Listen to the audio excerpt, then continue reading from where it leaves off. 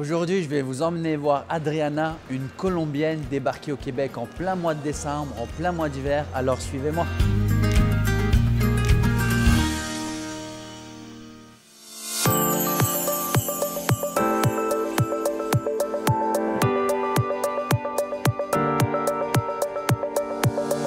Bonjour Adriana, depuis quand est-ce que tu es dans Charlevoix? Moi, je suis arrivée en décembre 2018. En plein hiver alors? Oui, je dirais j'ai 5 hivers ici. Il y a 5 hivers ici? Mais tu viens de quel pays toi? Moi, je viens de Colombie, du sud de Colombie, d'une ville qui s'appelle Pasto. Il est reconnu pour le carnaval de blanche et noire. Et j'ai grandi à Bogota, qui c'est la capitale de Colombie. Et là-bas, il y a l'hiver un peu là-bas, Bogota? Non, il n'existait pas de saison. Alors, les températures, c'est la température idéale. Je dirais que c'est de 20 degrés. Et c'est toujours ensoleillé. Donc, il fait toujours beau là-bas.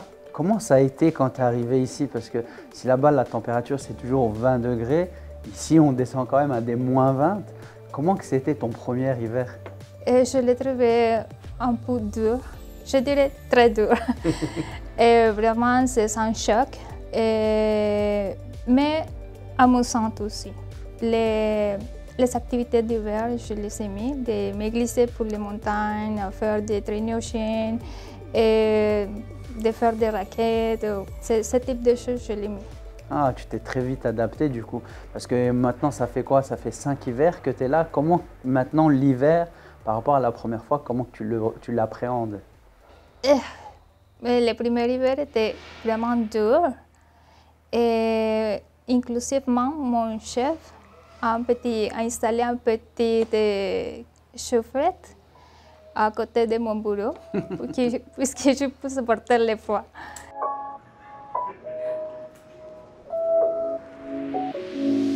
Ciment Suspension, depuis plusieurs années, fait du démarchage pour agrandir son territoire, avoir un rayonnement à l'international. Donc, pour ne pas renoncer à une croissance d'entreprise, il n'y avait pas d'autre choix que d'aller à l'international. Donc on comprend directement que l'apport des nouveaux travailleurs issus de l'immigration ont un impact direct sur la croissance de l'entreprise. Absolument, on a un carnet de commandes assez important, substantiel, même record.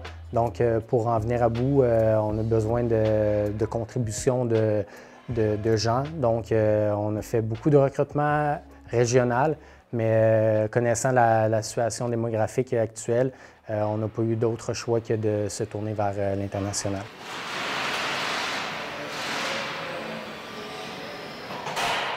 Comment s'est passée ton intégration ici? Parce qu'en Colombie, je pense qu'on ne parle pas français. Est-ce que tu parlais français avant d'arriver ou est-ce que tu es venu sans aucune francisation et que par la suite tu as fait des efforts là-dessus? Quand je suis arrivée, je ne connaissais pas la langue. Alors je devais apprendre la langue et m'efforcer pour travailler, étudier en même temps le français pour essayer à comprendre ce que les autres personnes disaient. Et je l'ai trouvé difficile, la communication au début. Et quand les personnes migrent, je sais que tout le monde est conscient qu'il ne peut pas trouver ou se postuler à un poste comme un ingénieur. Non? Moi, ce que je fais, c'est travailler premièrement dans un hôtel pendant 1 an avec l'intention d'apprendre un peu plus le français.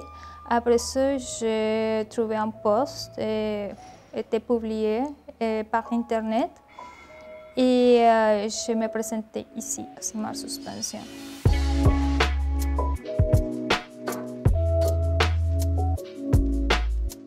Donc si tu arrives ici, que tu deviens ingénieur de méthode et que tu ne parles pas français, comment que tu communiquais avec ton employeur, avec tes collègues? Comment que tu faisais ça?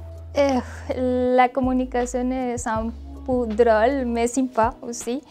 Parce que ça me fait plaisir que les autres personnes sentent d'empathie avec moi pour essayer à se communiquer à partir des photos, à partir des designs qu'ils faisaient eux-mêmes ou pour me montrer, venez Adriana, viens te montrer qu'est-ce que je veux que tu dises.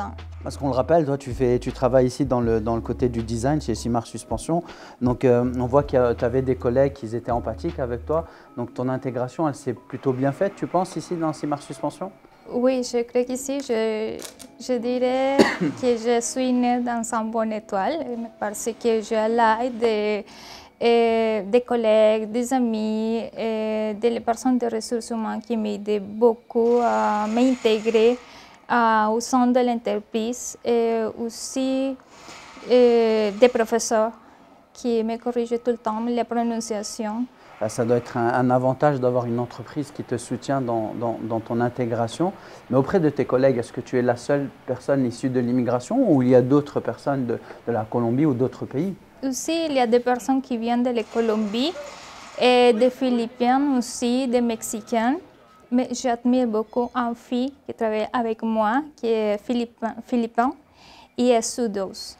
Et je l'admire parce que c'est rare de trouver quelqu'un qui travaille dans ce domaine.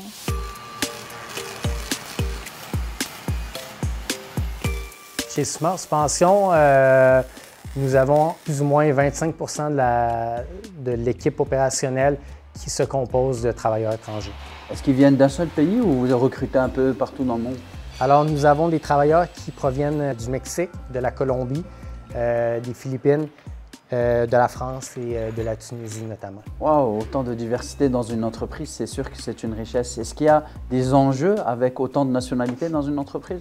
En fait, le principal enjeu provient de la langue. La langue anglaise, qui est la langue commune, n'est pas nécessairement parlée de tous les membres de l'équipe. Donc, ça crée une première barrière. Cependant, nous avons identifié des moyens de collaborer ensemble dans l'équipe, notamment en identifiant des chefs d'équipe ou des leaders au sein des membres de l'équipe.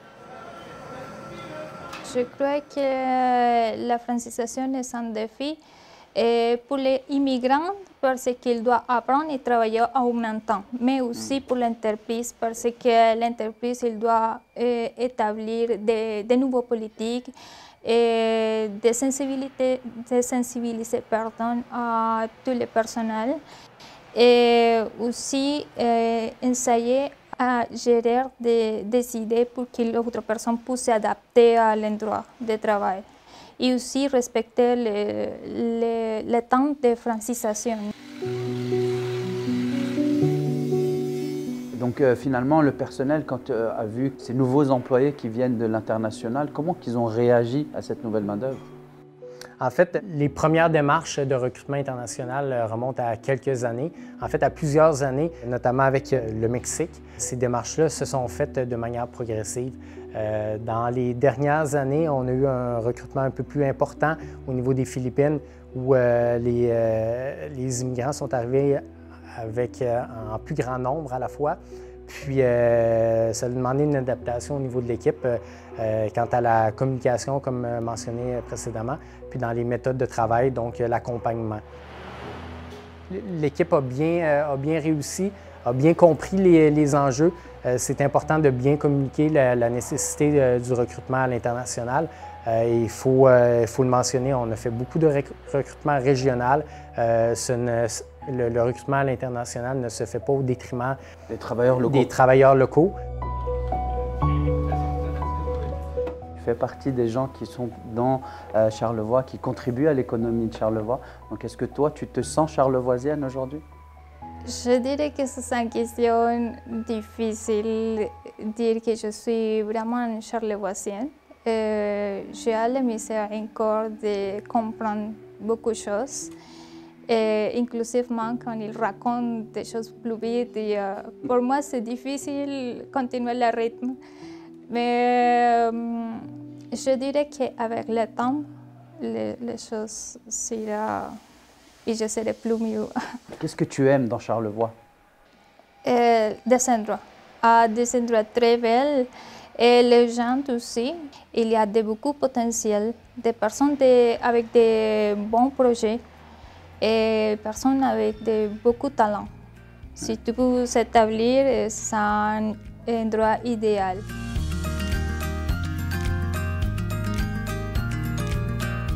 Adriana, c'est une personne que j'ai sentie comme quelqu'un de motivé.